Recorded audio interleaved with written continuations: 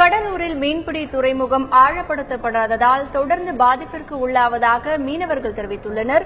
இதுபற்றிய ஒரு செய்தி தொகுப்பை பார்க்கலாம்.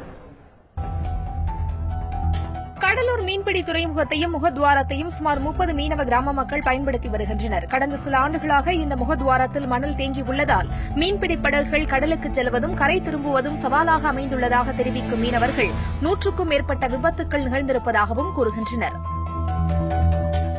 முகத்வாரத்தின் இரு பகுதிகளில் கருங்கற்கள் கொட்டும் பணி நடைபெற்றாலும் முகத்வாரம் ஆழப்படுத்தப்படாததால் மணல் மேடுகள் அதிகரித்துக் கொண்டே இருப்பதாக மீனவர்கள் தெரிவிக்கின்றனர்.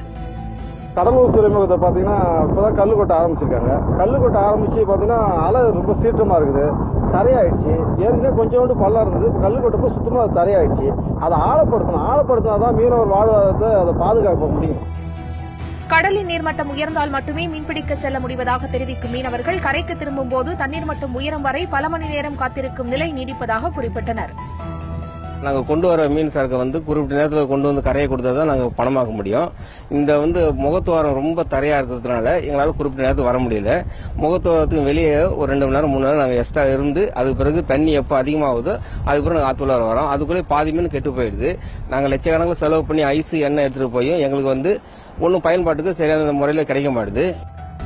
துரித நடவடிக்கை எடுத்து துறைமுகத்தை ஆழப்படுத்தும் நடவடிக்கையை அரசு மேற்கொள்ள வேண்டும் என்பதே கடலூரை சுற்றியுள்ள மீனவர்களின் கோரிக்கையாக உள்ளது. கடலூரில் இருந்து தந்தி டிவி செய்திக்காக தேவநாதன்.